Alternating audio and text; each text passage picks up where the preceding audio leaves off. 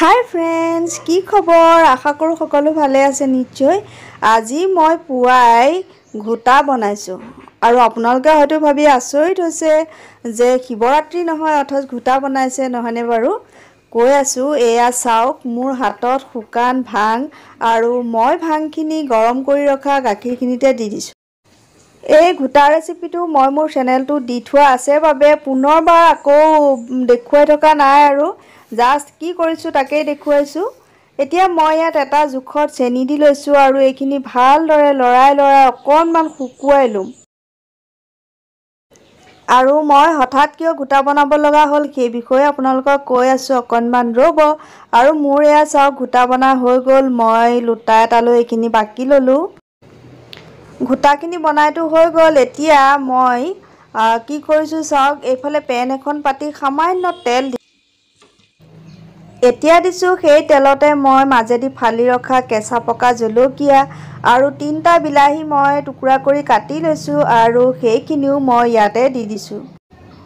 তাৰ পাছত দিছো জোখমতে নিমখ, হালধি আৰু সামান্য জলকীয়া গুড়া দি মই এইখিনি ভালদৰে বিলাহীখিনি গলি যোৱালৈকে ভাজি লম। এই তৰকাৰীখনত মই পিয়াজ নহৰু মছলা একো নিদিয়াকৈ বনাইছো আৰু মন্দিৰলৈ যাম যিহেতু আজি তেনেকৈ স্পেশাল একো নাই, কিন্তু মোৰ বাবে স্পেশাল দিন বাবে মই আজি নিৰামিষ এনেদৰে খাব বিচাৰিছো। বিলাহীখিনি চাওক গলি গ'ল। ইয়াত মই বইল কৰি ৰখা আলু অকণমান পানী দি আলুখিনি ভাঙি লৈ ইয়াতে দি দিছো। এতিয়া এইখিনি ভালদৰে মিক্স কৰি লওঁ বিলাহীৰ সৈতে যাতে আলুখিনি ধুনীয়াকৈ মিলি যায়। ইয়াত দি দিছো মই এয়া গৰম পানী আৰু অন্য একো নবনাও যিহেতু আজি এয়াৰে ভাত খাম। এয়া চাওক উতল অহাত মই ইয়াত পনীৰখিনি দি দিলো, কিন্তু বহুত বেছি খৰধৰ হ'ল যে আজি একদম দেখুৱাবলৈ পাহৰি থাকিলো। আৰু এয়া চাওক আৰু আলু দিয়া আছে যিহেতু ডাঠ হৈ যাবই। ধনিয়া পাত কাটি দিছো। এইখিনিতো মোৰ এয়া হৈ গ'ল। এতিয়া মই লৰালৰিকৈ মন্দিৰলৈ বুলি ওলাইছো আৰু সেয়াও আপোনালোকক দেখুৱাই আছো। এয়া চাই থাকক। এয়া হৈ গ'ল। ঢাকনিখন মাৰি দিলো। তাৰ পাছত এয়া মই সেই লোটা দি থোৱা ঘোটাখিনি আৰু কলপাত তামোল পাণ এনেকৈ লৈ মন্দিৰলৈ বুলি ওলাইছো। এয়া দেখিলেই নহয়, যেতিয়াই মই সেই বিশেষ মন্দিৰটোলৈ যাওঁ মহাদেৱৰ মোৰ মনটো খুব ভাল লাগি থাকে, যিমানেই কাম নহওক আৰু বহুত ভাল লাগে। মই আহি পালোহি মন্দিৰত আৰু খৰধৰকৈ দেখুৱাইছো। এয়া ঘোটাখিনি মই লিংগটো ঢালি শিৱলিংগত দি লৈছো। এয়া পূজাৰীয়ে মন্ত্ৰ মাতি আছে। মোৰ বহুদিনৰ সপোন এটা পূৰণ হ'ল আৰু যাৰ বাবে মই আজি ঘোটা বনাই এনেদৰে মহাদেৱৰ ওচৰত অৰ্পণ কৰিছো।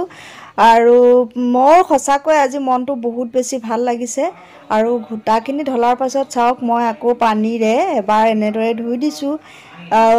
মই এই মন্দিৰটো যেতিয়াই যি বিচাৰোঁ সঁচাকৈয়ে কৈছোঁ পাওঁ। অকণমান দেৰিও হ'ব পাৰে, কিন্তু তথাপি মোৰ মনৰ ইচ্ছা পূৰণ হয়েই। মই আপোনালোকক দেখুৱাই আছোঁ ৰ'ব।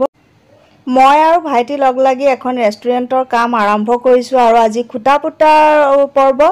এয়া মই চিমেণ্ট দি দিছোঁ খুঁটাটোত আৰু সঁচাকৈ মোৰ মনটো বহুত বেছি ভাল লাগিছে। এয়া অকল মহাদেৱৰ কৃপাতেই বুলি মই কৈছোঁ আৰু বাবাৰ কৃপাৰ কাৰণে আজি ইমানখিনি সম্ভৱ হৈছে। এয়া ল'ৰাটোও অকণমান ঢালিছে, ভাইটিও ঢালিছে। ভাবিব নোৱাৰা ধৰণে মনটো ভাল লাগিছে। সেয়েহে আপোনালোকৰ মাজতে শ্বেয়াৰ কৰিছোঁ। আপোনালোকৰ আশীৰ্বাদো বহুত বেছি প্ৰয়োজন। যি হওক, পুনৰ এটা সুন্দৰ ভিডিঅ'ৰ যোগেদি আকৌ আপোনালোকৰ মাজলৈ আহিম। আজিলৈ আহোঁ তেন্তে, ধন্যবাদ।